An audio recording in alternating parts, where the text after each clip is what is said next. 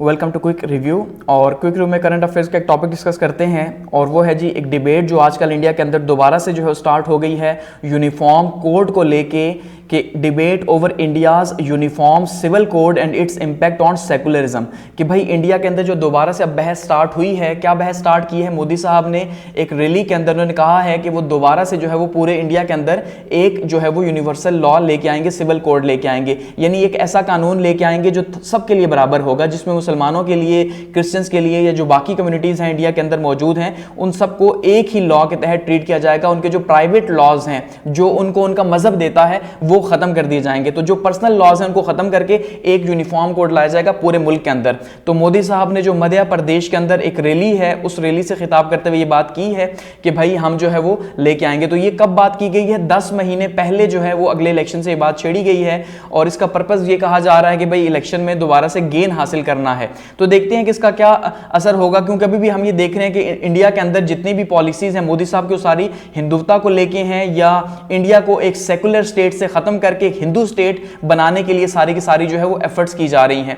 तो इसी को लेके डिबेट छिड़ी भी है। तो देखते हैं, देखिए इस पिक्चर के अंदर यहां पे देखिए तो ये है यूसीसी, यूनिवर्सल सिविल कोड।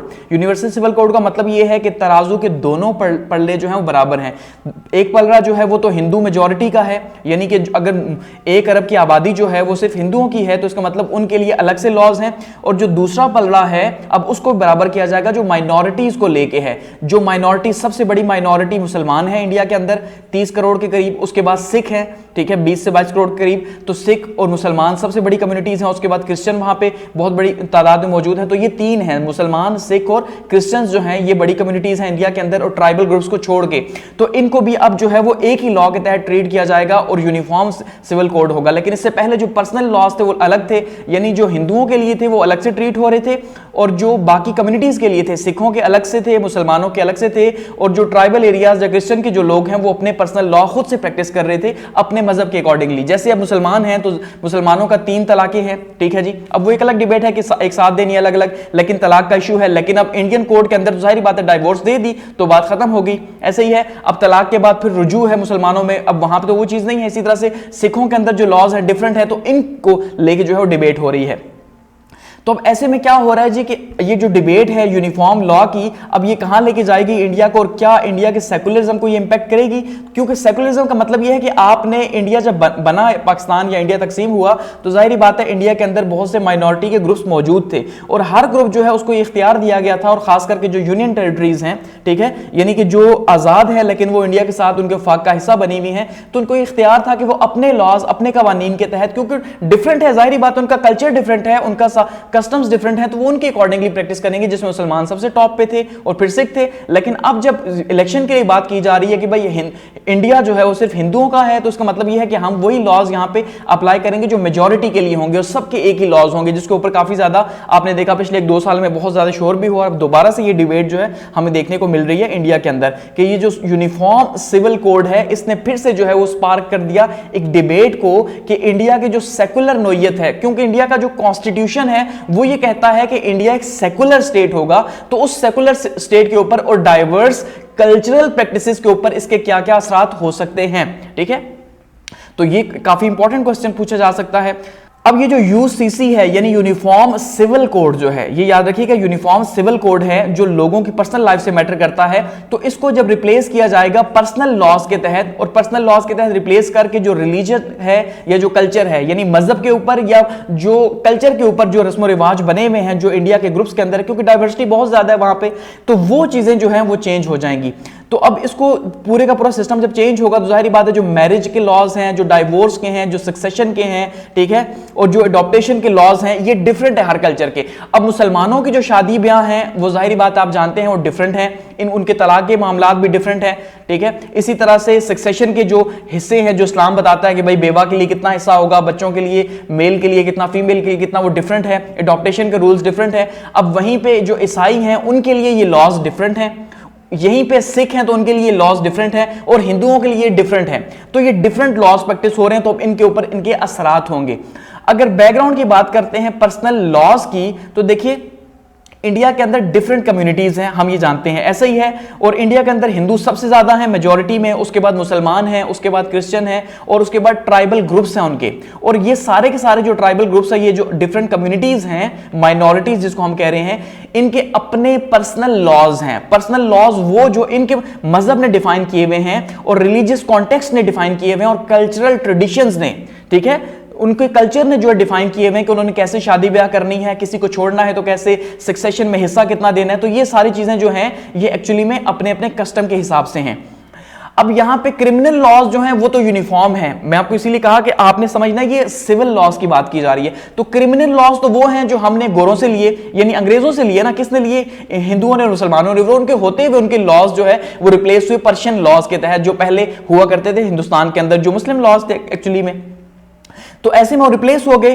तो अब जो है वो जो क्रिमिनल लॉज हैं वो तो यूनिफॉर्म है, वो पूरे इंडिया के लिए एक ही हैं, लेकिन सिविल लॉज डिफरेंट है और मुख्तलिफ टाइम पे इनके ऊपर डिबेट होती रही है। लेकिन क्योंकि बहुत ज्यादा जो है फिर इसके ऊपर माइनॉरिटीज ने शोर किया हमेशा से ही, तो इसकी वजह से इसको कोई लागू नहीं कर सका। लेकिन अब जो हालात बन रहे हैं और मोदी साहब की जो आइडियोलॉजी है, जैसे हमने कहा कि वो अपने आप को एक किंग देखते हैं, न्यू इंडियन किंग, वो अपने आप को समझते हैं कि वो इंडिया के नए बादशाह हैं। जैसे पुरानी बादशाहत मौर्य एम्पायर की, गुप्ता एम्पायर की थी, तो वो उस हवाले से फिर दोबारा से हिंदू कल्चर का रिवाइवल चाहते हैं। तो इसलिए वो ये चाह रहे हैं। अब आर्गुमेंट की जो बात की जा रही है कि क्या क्या आर्गुमेंट हो रहे हैं यूनिफॉर्म सिविल कोड के ऊपर, कि इसमें एक तो डिबेट ये है कि बहुत से लोग इसके हिमायती हैं। ये बात समझिएगा, जाहिर बात है हिमायती हैं तभी तो इतना बड़ा स्टेप लेने की बात की जा रही है। लेंगे कि नहीं ये तो देखने आने वाला वक्त बताएगा। लेकिन जो हिमायती हैं वो ये कह रहे हैं कि इसके बहुत से फायदे हैं। फायदे क्या हैं कि भाई ये जो जेंडर डिस्क्रिमिनेशन है ये एक तो खत्म भी हो जाएगी, और कुछ दूसरे लोग जो हैं वो कहते हैं कि इससे ये मजीद प्रमोट होगी जेंडर डिस्क्रिमिनेशन, ठीक है, और जेंडर इक्वालिटी प्रमोट होगी। ये कुछ लोग ये कहते हैं। यानी जो दो वाज़ेह तकसीम है अगर हम वो देखते हैं, तो जो लोग हिमायत में वो ये कहते हैं कि भाई ये क्या तमाशा है कि एक मुल्क के अंदर जो है आप 10-10, 15-15 कानून लगा रहे हो, मुसलमानों के लिए अलग, क्रिश्चियंस के लिए अलग, ईसाइयों के लिए अलग, पादरियों के लिए अलग। वहां पे बहुत सी कम्युनिटीज रहती है, जाहिर बात है। तो वो सबके लिए अलग अलग होने का मतलब ये कम्युनल जो ग्रुप्स है इंडिया के, उनके लिए अलग अलग। तो कैसे जो है डिसाइड करेगा कोर्ट, किसके अकॉर्डिंगली करेगा, और कौन सा लॉ पढ़ाया जाएगा? जो जज बन रहे हैं लोग, कि उनको पढ़ाया जाएगा कि वो किसके अकॉर्डिंगली, मुसलमानों के अकॉर्डिंगली, मुस्लिम शरिया लॉ के अकॉर्डिंगली करें, सिखों के अकॉर्डिंगली करें? तो क्या अलग अलग झर्ज बरती होंगी या क्या होगा? तो उससे बेहतर नहीं है कि सब एक बराबर हो जाए, क्योंकि इंडिया है तो इंडिया के अंदर सारे इंडियंस हैं, तो सब एक बराबर होंगे तो मसला खत्म। वहीं पे जो मुखालिफत में हैं वो कहते हैं भाई ये तो मजहब के साथ खिलवाड़ है। ये तो वही खिलवाड़ है जो अंग्रेजों ने कोशिश की थी मुसलमानों और सिखों के साथ मिलकर या हिंदुओं के साथ मिला के। जब उन्होंने ईस्ट इंडिया कंपनी के अंदर या बाद में जो उन्होंने फौज भर्ती की थी, तो उन्होंने क्या किया था, उन्होंने कुछ चीजों को पाबंदी लगा दी थी कि जैसे सिख बड़े बाल नहीं रख सकते, मुसलमानों को दाढ़ी रखने की इजाजत नहीं थी, ठीक है। तो इसी तरह से बहुत सी चीजें उन्होंने खत्म कर दी थी अंग्रेजों ने, सबको यूनिफॉर्म करने के लिए, बराबर करने के लिए। और इसके ऊपर उस टाइम पे बहुत ज्यादा क्या हुआ था, बहुत ज्यादा गुस्सा शो किया गया था हर कम्युनिटी की तरफ से कि भाई ये क्या बात हुई। और खास करके जो 1857 का रिवॉल्ट था, 1857 का, या जिसे जंग आजादी कहा जाता है, वो तो इसी बात के ऊपर था कि भाई सबसे जो सडन कॉज था वो क्या था कि भाई जो कारतूस था उसके अंदर गाय की चर्बी और सुअर की चर्बी शामिल थी। तो वो मजहब के साथ खेलने वाली बात थी कि भाई ये क्या, हिंदुओं ने कहा कि हम नहीं करेंगे, मुसलमानों ने कहा हम भी नहीं चबाएंगे, सुअर हमारे लिए भी हराम है। तो ऐसे में ये जो डिबेट कर रहे हैं कि भाई ये दोबारा से वही अंग्रेजों वाला सिस्टम किया जा रहा है, और जो मजहबी सेंटिमेंट्स हैं, ठीक है, उनके साथ छेड़खानी की जा रही है, जो कि किसी भी तरह से इंडिया की जो सेकुलर नौयत है उसके लिए बेहतर नहीं है। लेकिन फिर यहीं पे ये बयान दिया जाता है कि भाई ये स्टेप बहुत ज्यादा इंपॉर्टेंट है, क्योंकि ये नेशनल इंटीग्रेशन के लिए इंपॉर्टेंट है। कुछ लोग ये कहते हैं कि ये नेशनल इंटीग्रेशन को तोड़ देगा, नफरत पैदा करेगा। वहीं कुछ लोग कहते हैं कि ये नेशनल इंटीग्रेशन के लिए जरूरी है कि सब बराबर हों, ठीक है, और ये ड्यूलिज्म जो है या ड्यूल लॉज जो है उनको खत्म कर देगा मुल्क के अंदर से, और ये परेशानी खत्म कर देगा कि अब वो इस सेंट से उसके लिए क्या, उसके लिए क्या। तो जो सपोर्टर्स हैं वो इसके ऊपर एम्फेसिस दे रहे हैं कि भाई इस टाइम पे मॉडर्नाइज करना है पर्सनल लॉज को, और जेंडर बेस के ऊपर चीजों को जो है वो आगे लेके जाना है, तो इसलिए बहुत ज्यादा जरूरी है। तो यानी कि जो प्रमोटर्स हैं वो हमें ज्यादा नजर आ रहे हैं, क्योंकि हिंदू कम्युनिटी ज्यादा है, जाहिर बात है, तो प्रमोटर्स ज्यादा हैं हिंदुओं की वजह से। लेकिन जो इसके अगेंस्ट में है माइनॉरिटीज, वो माइनॉरिटीज भी खड़ी हैं वहां पे, तो वो इसके अगेंस्ट में रेजिस्ट कर रही हैं। कंसर्न्स एंड अपोजिशन की अगर बात करते हैं, ये तो वो लोग हैं जो हक में हैं कि भाई अच्छा है, आपको करना चाहिए। अब कंसर्न्स और अपोजिशन की बात करते हैं तो इसके ऊपर जो क्रिटिक्स हैं उनको बहुत ज्यादा फियर है इस चीज के ऊपर कि ये अंडरमाइन करेगा रिलीजियस फ्रीडम को, यानी मजहबी जो आजादी है उसको खत्म किया जाएगा यहां पे इसके थ्रू, कि आप जैसे इस्लाम के अंदर 4 शादियां जायज हैं, ऐसे ही है, लेकिन अब हिंदुइज्म के अंदर तो जायज नहीं है 4 शादियां, तो अब यहां पे कैसे इस चीज को आगे डील किया जाएगा, ये बहुत इंपॉर्टेंट क्वेश्चन है, ठीक है। इसी तरह से कल्चरल डाइवर्सिटी जो है उसको खत्म किया जाएगा और स्टेट डिफाइंड लॉज अगर यहां पे इंपोज करने की कोशिश की जाएगी तो यानी वो जो फेडरल नौयत थी इंडिया के कॉन्स्टिट्यूशन की वो इससे चेंज होगी। और जो माइनॉरिटीज की कम्युनिटीज हैं या ट्राइबल ग्रुप्स हैं वो इससे काफी ज्यादा परेशान हैं कि वो लूज करेंगे अपने कॉन्स्टिट्यूशनल राइट्स को और अपने कस्टम्स को। यानी कि जो अब नया लॉ बनेगा तो उससे क्या होगा कि उनका जो कल्चर है वो खत्म हो जाएगा, एक यूनिवर्सल कल्चर आएगा, हिंदू कल्चर प्रमोट होगा, तो इससे जो उनका कल्चर है वो खत्म हो जाएगा। जबकि उन्होंने इसलिए तो इंडिया के साथ रहने की बात नहीं की थी 1947 के अंदर कि भाई आप हमारे कल्चर को खत्म कर दें, जैसे आज कश्मीर के ऊपर हो रहा है। तो इसलिए यहां पे ये काफी अहम डिबेट है। इसी तरह से जो रिलीजियस माइनॉरिटीज जैसे मुसलमान हैं, बहुत बड़ी तादाद के अंदर सबसे बड़ी माइनॉरिटी है, ठीक है, तो वो ये कह रहे हैं कि ये पॉलिटिकली मोटिवेटेड एक पूरे का पूरा स्टैंड है कि भाई 10 महीने बाद अब इलेक्शंस होंगे। तो जाहिर बात है मोदी की कोशिश है कि मध्य प्रदेश के अंदर वैसे भी वो काफी ज्यादा स्ट्रांग है, तो इसलिए वो कोशिश कर रहे हैं एमपी के अंदर या बाकी इजला के अंदर कि वो ये सारी रिफॉर्म्स लेके आए पूरे मुल्क के अंदर, ताकि उनको आगे दोबारा से फिर से वोट के थ्रू इलेक्ट किया जा सके। अब अगर हम बात करते हैं कि इसका असर क्या होगा, तो असर देखिए सेकुलर आइडेंटिटी जो है उसके ऊपर क्या असर होगा।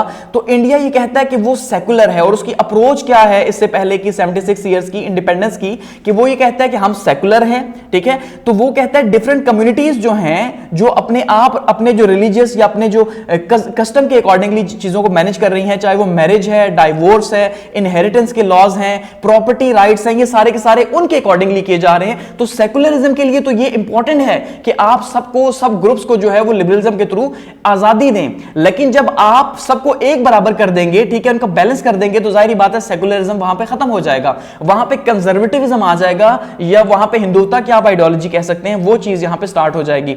तो जो डिबेट है जीसीसी के क्वेश्चंस को लेके, balance between equality and culture जो है, ये यहां पे क्वेश्चन स्टार्ट हो जाएगा। क्योंकि इंडिया को अभी तक सबसे ज्यादा जो प्रेफर किया जाता है वो क्या कहा जाता है, भाई वहां पे कल्चरल डाइवर्सिटी है, डिफरेंट ग्रुप्स रहते हैं, तो कल्चरल, जैसे पाकिस्तान के अंदर है कल्चरल डाइवर्सिटी, ठीक है, लेकिन पाकिस्तान में सारे के सारे मुसलमान हैं, ये एक अच्छी बात है कि 97% मुसलमान हैं, तो इसलिए हमें यहां पे डिफरेंट लॉज रखने की जरूरत नहीं है। लेकिन फिर भी हिंदू अपने अकॉर्डिंगली यहां पे शादी और मैरिज, उनके जो रस्म रिवाज हैं, ईसाई अपने अकॉर्डिंगली ही करते हैं, ठीक है। फिर भी अगर हम इसका हिस्टोरिकल कॉन्टेक्स्ट देखते हैं कि ये जो जीसीसी की डिबेट है ये क्यों है डिबेट, तो उसमें हम ये देखते हैं कि देखिए जो हिंदू जो कोड बिल है जो ड्राफ्ट किया गया था 1947 के अंदर, जिसको इंट्रोड्यूस करवाया गया था वुमेन एम्पावर के लिए और कास्ट सिस्टम को खत्म करने के लिए। क्योंकि देखिए इंडिया में कास्ट सिस्टम बहुत स्ट्रांग है, आप इसके ऊपर बहुत सी मूवीज भी देख चुके होंगे, बहुत से ड्रामास कि कास्ट सिस्टम है, जाहिर बात है। तो जो अछूत है उनको सबसे कम जो है वो इख्तियार हासिल है और ब्राह्मण जो है वो सबसे टॉप पे है। तो ऐसे में इस कास्ट सिस्टम को खत्म करने के लिए, सबको बराबर एक धारे में लाने के लिए 1947 के अंदर वुमेन एम्पावरमेंट के नाम के ऊपर एक बिल जो है ड्राफ्ट किया गया था।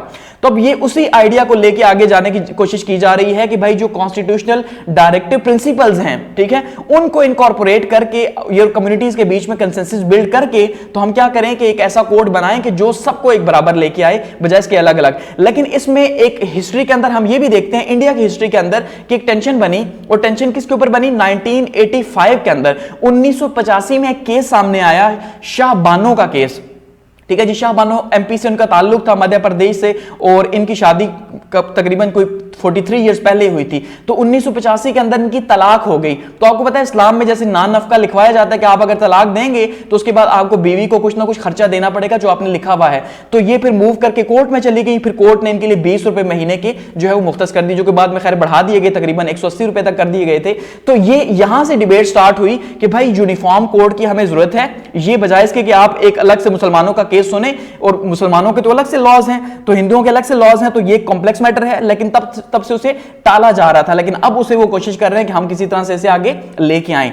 तो करंट पॉलिटिकल लैंडस्केप की अगर बात करते हैं तो बीजेपी जो है, अगर उसको देखते हैं तो जाहिर बात है नरेंद्र मोदी साहब जो हैं, जो 2 बार अब इलेक्ट हो चुके हैं और तीसरी बार तकरीबन 70% चांसेस उनके यही हैं कि तीसरी बार भी इलेक्ट हो जाएंगे, क्योंकि वो इसी तरह की बातें करते हैं। और वो सिर्फ बातें नहीं करते बल्कि उनको अप्लाई भी करते हैं। अब देखिए जैसे वो इंडिया को आहिस्ता आहिस्ता जो है वो सेकुलर स्टेट से हटा के हिंदू स्टेट बनाने की कोशिश कर रहे हैं, और उनके मिनिस्टर सरेआम बयान दे चुके हैं इसके ऊपर, जैसे पार्लियामेंट की बिल्डिंग हो गई, या जैसे जो बाकी उनके अभी आहिस्ता आहिस्ता ऐसे काम कर रहे हैं, या यूनिफॉर्म कोड को लेके आएंगे 2024 इलेक्शंस के लिए। तो ये वो चीजें हैं जो कि हिंदू अक्सरियत के अंदर उनकी पॉपुलैरिटी को बढ़ाती हैं, तो इसीलिए वो ऐसे स्लोगन्स लेके आते हैं कि भाई ये बहुत अच्छा है। तो अब गवर्नमेंट ने फिलहाल तक तो ऐसा कोई बिल ड्राफ्ट नहीं किया, लेकिन इसकी बातें की जा रही हैं, और जाहिर बात है जब वो करने पे आएंगे तो उन्होंने विद इन 1 वीक करना है, तो उसके ऊपर काफी ज्यादा प्रोटेस्ट भी जो है की जा रही है। तो कंट्रोवर्सीज और मिसट्रस्ट की अगर हम बात करते हैं तो बीजेपी के जो एक्शंस हैं, अब ये सबसे इंपॉर्टेंट चीज क्या है, जो इंटरफेथ मैरिज है, ये जो बाकी जो डिस्क्रिमिनेटरी सिटीजन्स के ऊपर जो लॉज अप्लाई होंगे तो ये मिसट्रस्ट क्रिएट करेंगे माइनॉरिटीज के लिए। माइनॉरिटीज जो है, अब देखिए इन लॉ, अगर लेट सपोज जीसीसी पास हो जाता है, एज ए मुस्लिम अगर हम ये सोचें तो क्या मुझे ये कबूल है? किसी भी सूरत नहीं है, क्योंकि मैं तो इस्लाम को फॉलो करूंगा, तो मुझे लॉज के अकॉर्डिंगली हिंदू बनाने की कोशिश की जा रही है। हूं तो मैं मुसलमान, लेकिन जब मैं हिंदू लॉज को फॉलो करूंगा तो अल्टीमेटली क्या मेरा इस्लाम वैसा रहेगा? नहीं रहेगा। अगर मैं क्रिश्चियन हूं तो जाहिर बात है मैं हिंदू लॉज को फॉलो करूंगा तो मेरा जो क्रिश्चियनिटी है वो इफेक्ट होगी इससे। तो इसका मतलब यह है कि नफरत पैदा होगी, तो इसलिए ये माइनॉरिटीज जो है ये दूर होंगी। तो इसलिए क्रिटिक्स जो है वो आर्ग्यू कर रहे हैं कि भाई ये जो मैनिपुलेशन है सारी की सारी बीजेपी के साथ, ये उसका एजेंडा है और वो करेगी, क्योंकि उनका मकसद एक ही है कि हिंदुस्तान को हिंदुओं का हिंदुस्तान बनाना और इंडिया की सेकुलर नौयत को खत्म करना। अब कॉशन और इंक्लूसिविटी की बात अगर करें तो पॉलिटिकल जो साइंटिस्ट हैं अगर उनको हम देखते हैं तो वो इस चीज को अब कैसे परस्यू कर रहे हैं कि वो समझते हैं कि जो रिलीजियस लीडर्स हैं, जो सिटीजन्स हैं और जो लॉयर्स वगैरह हैं, अब इनमें सबसे पहले तो डिबेट होनी चाहिए, इनके ऊपर कंसेंसस डेवलप होना चाहिए। यानी वो जो इंटेलेक्चुअल्स हैं जो इसके ऊपर डिबेट कर सकते हैं, जैसे एकेडमीज हो गई, लॉयर्स हो गए, तो इन लेवल के ऊपर या लीडरशिप के ऊपर एक कम से कम सेंसिस होना चाहिए। क्योंकि जो कांग्रेस है वो इसके बहुत ज्यादा मुखालिफ है। कांग्रेस ये समझती है कि भाई ये जो बीजेपी है ये सारे का सारा इलेक्शन लिए ड्रामा कर रही है, इसलिए ऐसा नहीं होना चाहिए। तो इसलिए कम से कम कंसेंसस बिल्ड किया जाए ताकि कौम तकसीम ना हो, ये क्रिटिक्स का मानना है, ठीक है। और बैलेंस जो है वो जेंडर सिस्टम लेके आया जाए, लेकिन उसमें कल्चरल डाइवर्सिटी जो है वो मौजूद होनी चाहिए। तो ये ऐसा नहीं होना चाहिए सब एक बराबर हों, क्योंकि डिफरेंट है तो एक बराबर हो ही नहीं सकते। और सबसे पहला जो कोड है किसी भी मजहब का, वो मजहब खुद डिफाइन करता है। इस्लाम के सारे कोड मजहब ने खुद डिफाइन किए। आज हम जो कोड फॉलो कर रहे हैं, ठीक है जी, तो वो कोड जाहिर बात है अंग्रेजों के आदि से ज्यादा है, लेकिन फिर भी जहां पे हमारी शरिया अदालतें मौजूद हैं वो अकॉर्डिंग टू इस्लाम फैसले करती हैं अपने। तो एट द एंड इसे कंक्लूड अगर हम करें तो जो यूसीसी है, सॉरी ये जीसीसी में बार बार कह रहा हूं, ये जो यूसीसी की डिबेट है, ठीक है जी, यूनिवर्सल कोड की जो डिबेट है, ये एक फंडामेंटल क्वेश्चन है, ठीक है, इंडिया के सेकुलरिज्म को लेके, उसकी कल्चरल डाइवर्सिटी को लेके, और इसके पोटेंशियल कंसीक्वेंसेस भी होंगे अगर इसे इंपोज करने की कोशिश की जाएगी। यानी एक सबको एक बराबर किया जाएगा कि भाई मुसलमान भी, हिंदू भी, ईसाई भी, क्रिश्चियन भी, सबको एक बराबर जब करने की कोशिश की जाएगी तो जाहिर बात है प्रॉब्लम्स पैदा होंगे, और जो कंप्लेक्स नोयत है कंट्री की, जो कल्चरल और सेकुलरिज्म की नोयत है वो चेंज होगी और इससे डिबेट भी स्पार्क करेगी। तो देखते हैं अब क्या होता है। खैर, थैंक्स फॉर वॉचिंग।